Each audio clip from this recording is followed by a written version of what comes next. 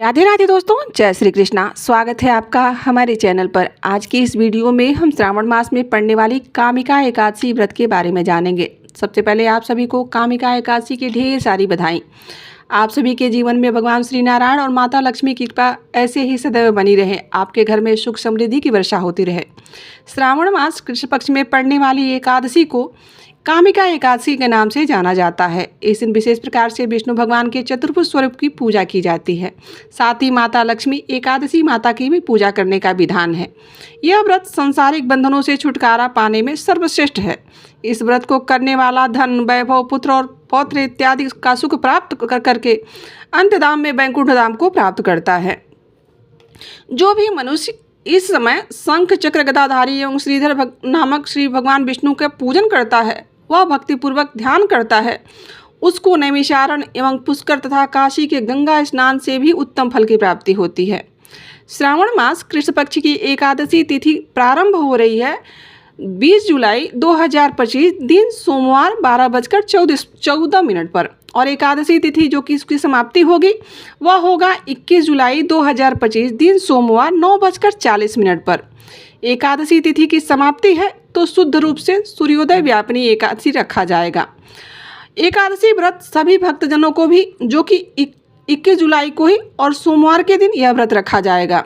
इस व्रत का पारण 22 जुलाई को किया जाएगा। द्वादशी तिथि की समाप्ति जो कि 22 जुलाई को सुबह 7:06 पे और द्वादशी तिथि की समाप्ति है तो व्रत का पारण सभी भक्तजन 22 जुलाई को ही करेंगे। 5:21 से सुबह व्रत पारण का समय शुरू हो रहा है और 7:05 तक यह व्रत का पारण संपन्न कर लिया जाएगा।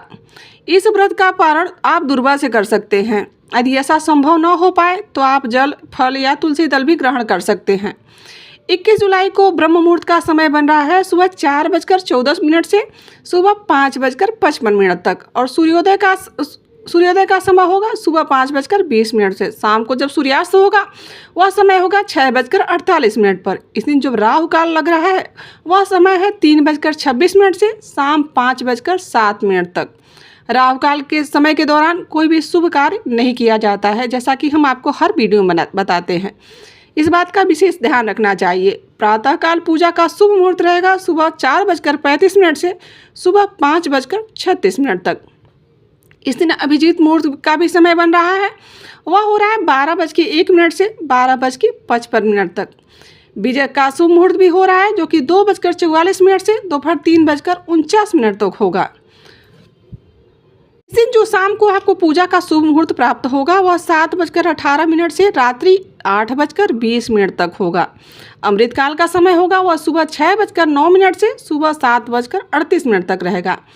21 जुलाई को सर्वार्थ सिद्धि योग भी बन रहा है जो कि पूरे दिन रहेगा, और इस दिन अमृत सिद्धि योग भी बन रहा है जो कि रात्रि 9:07 से शुरू होकर अगले दिन सुबह 5:37 तक रहेगा।